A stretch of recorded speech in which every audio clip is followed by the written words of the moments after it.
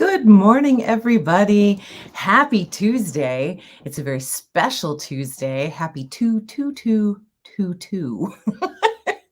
I wanted to set my alarm for 2:22 last night and just get up and have a little party for all the twos. It's Tuesday. So cheers. Welcome to it. I'm not really sure the significance of the 22222, but just because many things fascinate and interest me in my life, I did look some stuff up, and there are numerology and astrologists and like all kinds of people are super excited about this day, 2222. And what I didn't know is that Pluto apparently today is taking its the same position that it was in when the Declaration of Independence was signed. It's the first time since then that it has come back to be in that exact position that it was back then. I don't know who was tracking where the planets were back then, and but it's a whole nother field that I know nothing about. So welcome, everybody. I just thought that was super interesting. So I also know that all across America today, there are $2 margaritas being served. So let me know in the comments if you plan to take advantage of $2 margaritas on a Taco Tuesday of epic proportions, such as this of 22222. So good morning, Libby and Tina and Carrie. Was that interesting, Libby? I thought that was interesting. Hello, Steph. Great to see you. So celebrating a little of the 22222s.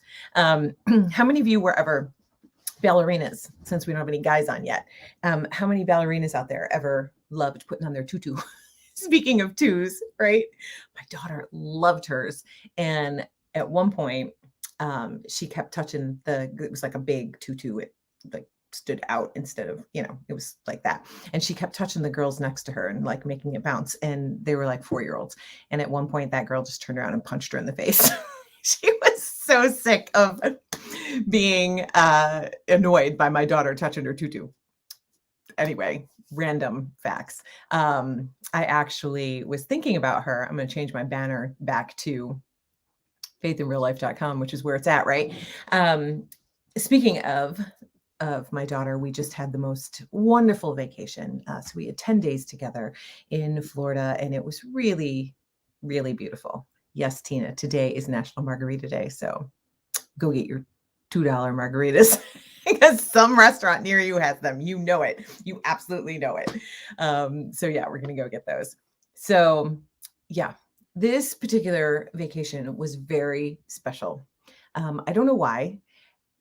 I don't know if it's just because she's getting older or we celebrated her 22nd birthday. So again, with the twos.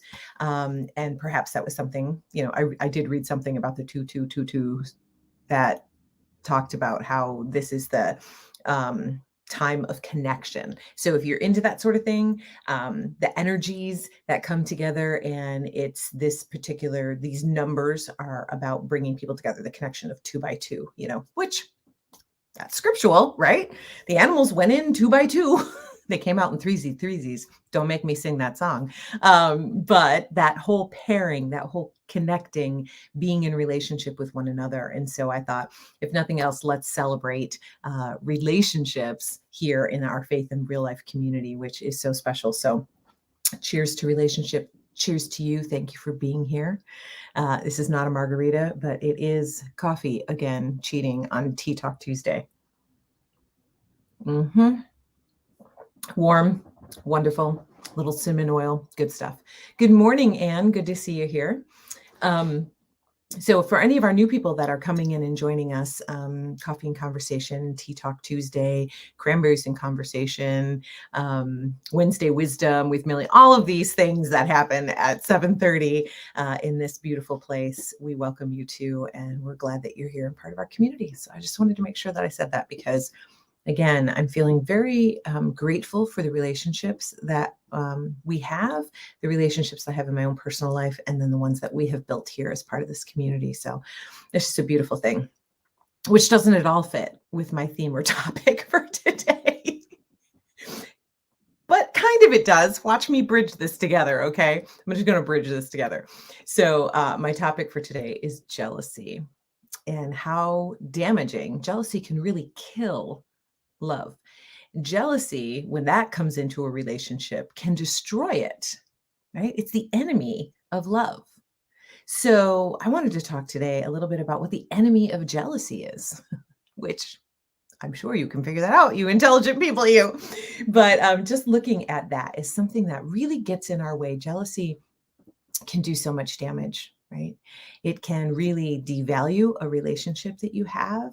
It can steal your own ability to have compassion and mercy and celebrate another's victory. All of those things. And it can really just downgrade your own ability to live in communion or in unity or in twos, right? That connection, it can really sever the connection. And so I do think it is something important to talk about. And the readings last Sunday really brought that out for me because, we heard the story of David and Saul, right? So Saul had, in this First Samuel, Saul had so much jealousy for David, so much so that he hated him. It developed into a form of hatred, and he sought to destroy him. He wanted to kill him. So he went out to seek him out and to kill him and destroy him. And then if you know that story, you know that David actually snuck in with his guys to the camp while Saul was sleeping. And there Saul was lying on the ground with a spear next to him. And David could have very easily killed his enemy in that moment and not had to worry about it. He wouldn't have had to worry about the ramifications of Saul's jealousy, right? And the damage that it could do right to his very, very life. So he could have just ended it right there. And many in the world would have said he was justified in doing so, right? I mean, if somebody's so jealous of you that they're trying to kill you, you would be justified in making sure, being preemptive and making sure that that didn't happen, right? But David knew that even though Saul was consumed with jealousy, he was still a chosen servant of God. And that to me spoke a lot of grace and mercy into my own life, because in those moments of envy, in those moments of jealousy, which I think we all have from time to time, right? Just to know that we are still God's chosen. We still have a plan and a purpose in our life. God still has work for us to do. And it's just in those moments that we are feeling small and worldly, right? Because that's very much a worldly way. Good morning, Gina. Welcome. A worldly way to live in jealousy, to see what others are achieving, to see what others are doing and want that for ourselves, right? Because that's in essence what jealousy is. You see someone else succeeding. You see someone else doing something that perhaps you wanted to do, or perhaps that you hoped that you would do. And it's never more evident, I don't think, than this time of year, right?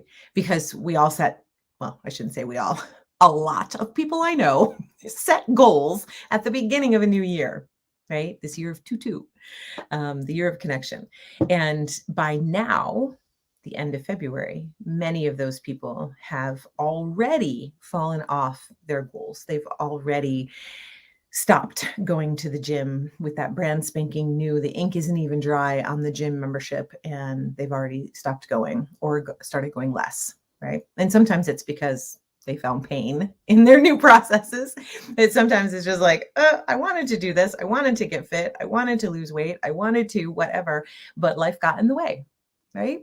You started to get busy and started to just things, right? Things get in the way. But then what happens when you see the person that didn't give up on that and they are still faithful in that thing that you wanted to be faithful in, and you see them losing all kinds of weight, or you see them being able to bench press X number of pounds, which the amount of weight that my daughter can press is mind-boggling to me. I'm like, whose kid are you? But whatever. We see that in somebody else, and then we start to have those feelings, and instead of some of us will have a spotlight that comes into our own life, and we just are ashamed of ourselves. Like, we just get down on ourselves, but others actually dislike the person who is succeeding.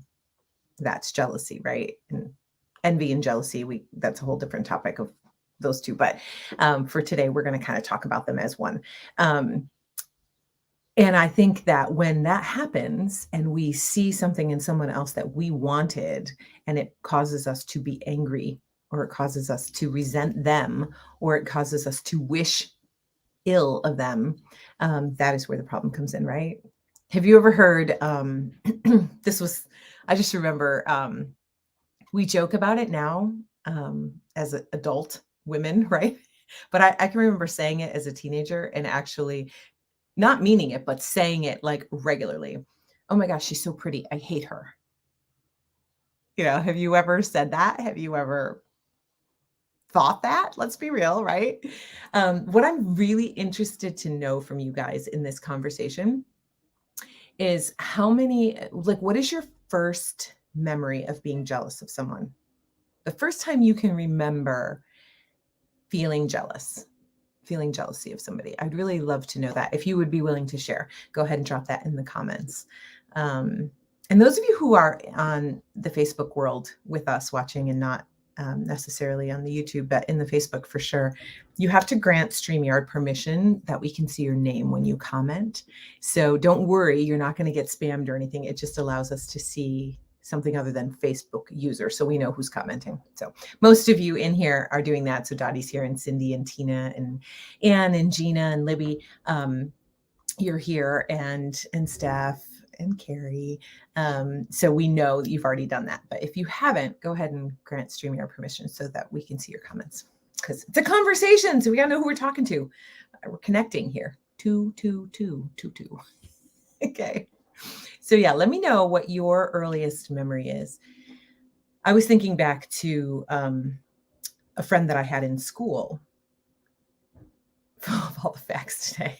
It's production. I'm trying to do my part here. A friend that I had back in school, we were in grade school together, and she was one of my best friends. And we went to the same Catholic grade school, and eventually ended up in the same high school, but we were really good friends in school. We had a lot of similar interests, but there were certain things that she did or was able to do that I wasn't, because her family had money. Her mom owned a store and it was successful. I think it was like in grade school, always jealous of my friend Kim. Yeah. So for me, it was Jen, and it was because, her family had this big, beautiful house, which is still there today and doesn't seem very big anymore. But at the time, it was really big house, much bigger than mine. And her mom had a successful business. And I don't remember what her dad did, but I know that he collected cars, and he had these beautiful old cars, like his big garage with a bunch of bays. I can't remember. I mean, in my childhood brain, it was like 8-car garage. I don't know if that's a reality, but he had these old antique cars and high-end cars, and it was just really beautiful. And they used to take all these exotic vacations and go sailing, take these sailing trips and do all these really fun things, right? And my family, I mean, we were not poor, don't get me wrong. We had everything we needed, but it wasn't like that. I wasn't always getting new clothes.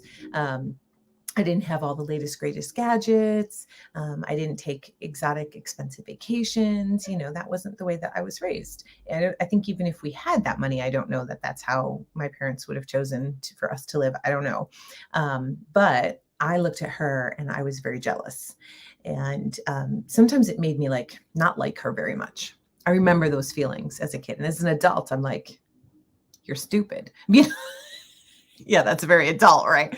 But as a kid, you don't understand that. You're just like, I don't like her. But at the same time, I can look back now as an adult and see how she was trying to be like me.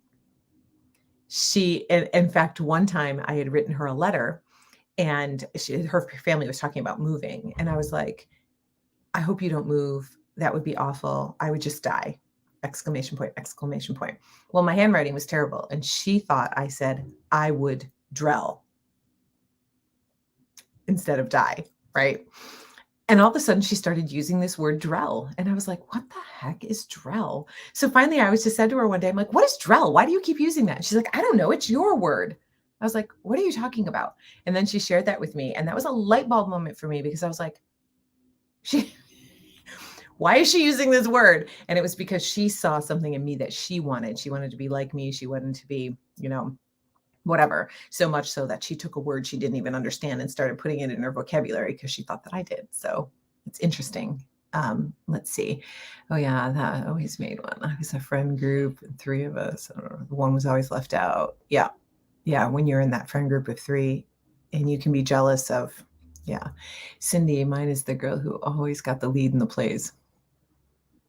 Yeah, so that was me. You would not have liked me very much. My best friend paid more attention to another friend. Yeah.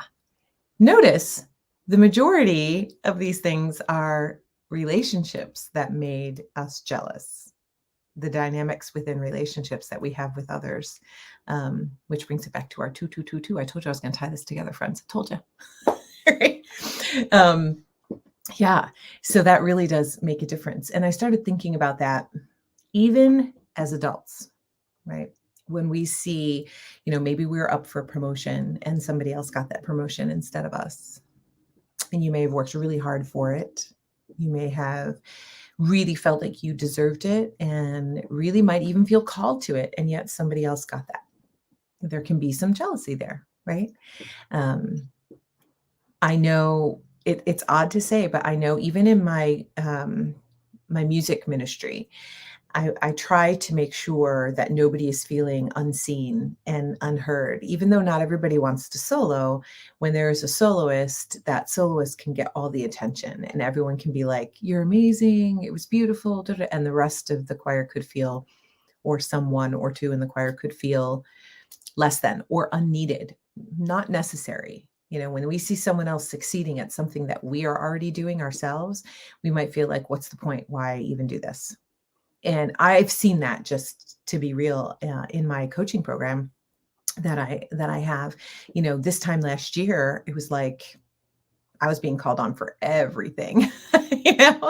I was running all these trainings, I was doing all this stuff, and I was like, "Oh, this is great." And my accountability partner happened to also be a part of that, and we were just doing stuff all the time for the company that we were both coaching with. And then a year later, we're like no longer the rock stars. Someone else is the rock stars now. And at first I was like, I started to feel jealousy creep in, but because I've become very aware of it, is also in our coaching program, we have blockers and accelerators. I know that envy and jealousy is a blocker. Okay. I help my clients overcome it. So I'm aware of it most of the time. If I don't catch it immediately when the first thought comes, it's usually pretty quick to catch. And so for me, in order to get over the jealousy, I had to look at what can kill jealousy. And we know that love can kill jealousy. So jealousy can kill love, but love can also kill jealousy. And then gratitude. When you can look at what someone else has achieved, what someone else is doing, even if it's something that you want to do, and you can be grateful, and you can look at them and be so happy for them and cheerlead for them. Exactly, Millie, gratitude. That is what's going to kill the jealousy. You can't love what someone is doing and be so happy for them and like have it, that will always cover up or trample on jealousy. But we don't want to cover it. We want to eradicate it. So the best way I found, so this is just going to be, a thought or advice for today, but the best way that I found to eradicate jealousy is to see yourself the way God sees you. Because if you see yourself the way that the Almighty Creator created you, the way that He sees you, His vision for you when He formed you in your mother's womb, you would not be jealous of anyone ever, because you were created with perfection. God made you in His image, and His image does not make mistakes. You are exactly who He wanted you to be, who He created you to be, and it's not jealous. That's not in His vocabulary. Like, I know there's a song about that. God is jealous for you, but I'll put that away. He made you so, so beautiful. And when you can see that about yourself, when you can see that you are walking in your own path, your own purpose, and even if there's things that you want to change, even if there's things you want to improve on, even if there is things about your life that you're working on and someone else is doing it and they're being successful, you're not going to feel jealousy. You're going to feel inspired.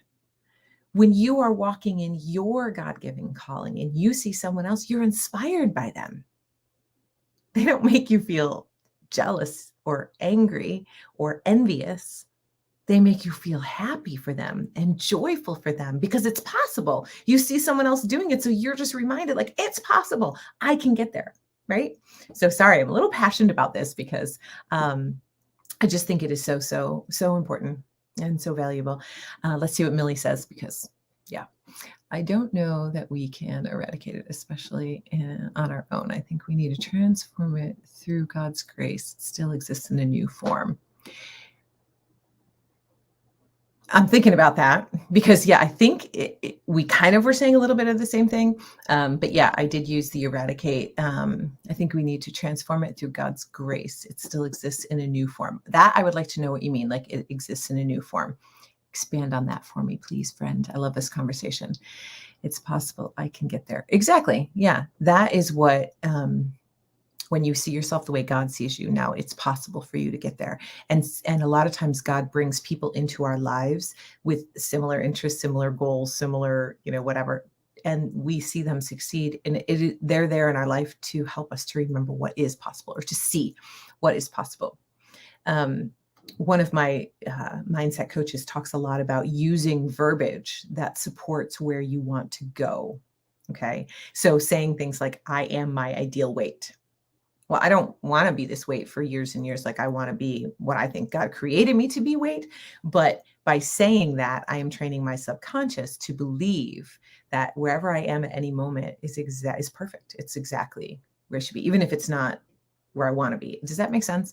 And so using words like that, like I am this, I can that, that all that positive is going to, instead of I wish I was, or I'm never gonna, or, whatever. We even get so picky, niche it down, I guess, into being very aware of things we say, like instead of mind blowing, it's mind expanding, because no one wants to blow up their mind, right? So things like that are conscious language.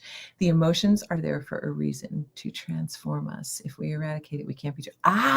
Yes, got it. Did you guys all see that? I don't know, wherever you're tuning in from, you might not be able to see the comments, but Millie said the emotion, so like jealousy, is there for a reason, to transform us. If we eradicate it and it's not there, we can't be transformed by it. So the act of overcoming jealousy, the feeling of it, and then being able to conquer it is why we don't want to eradicate it. It's part of that grace process, if I understand that correctly. And I do agree with that, actually. So thank you for that, Millie. Millie would be an example. Millie would be an example, be anger to compassion. That's a good question. I think so. So yes, and Millie agrees. So there we go. So friends, what I would like to do is, so I have a new song for you that I just wrote with this in mind last night, and I want to share it with you. But I want you to, when we're doing this, I kind of want it to be part of a prayer. And I would really love for us to pray for the someone or the something that we might have these feelings about, right? When you are praying for another, when you are bringing them before the throne of God, I believe that is another place where jealousy gets conformed or gets transformed into love for that person. So bringing them to the altar today. So I would love to pray for that. And then we have a special intention here in the community to pray for as well. And if anybody else has any prayer requests, feel free to put them in the comments and we will add them to the prayer. So let's just bring to mind that someone that we need to just bring before the throne of God to change our jealousy into love. The enemy of jealousy is love.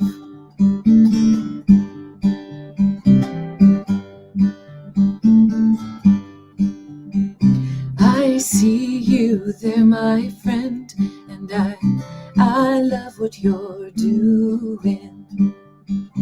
I see you there, my friend, and I'm proud of who you are. You are beautiful, you are shining bright, you are walking in the light. There's a plan for you, and you're living true. I am filled with wonder.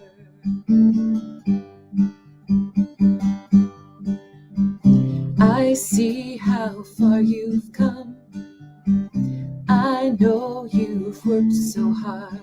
You never gave up and you never walked away, and I celebrate you now. For you are beautiful, you are shining bright, you are walking in your light. There's a plan for you and you're living true, and I'm filled with wonder. I'm filled with wonder. Heavenly Father, we just ask right now in this moment that you will turn our envy into love, that you will transform our jealousy into joy,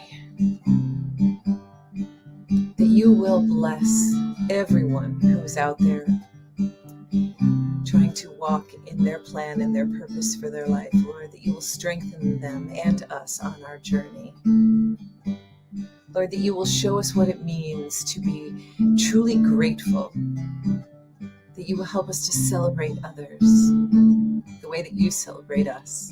And Lord, as we look forward to our Lenten journey, help us to enter it with grace and mercy, love and compassion, that those will be the tools that we will walk in, Lord. Come be Lord of our lives. Come show us who we are, the way that you created us. We are beautiful, shining bright, walking in our light. There's a plan for us, oh, we're living right, and we are filled with wonder. Oh, we are filled with wonder.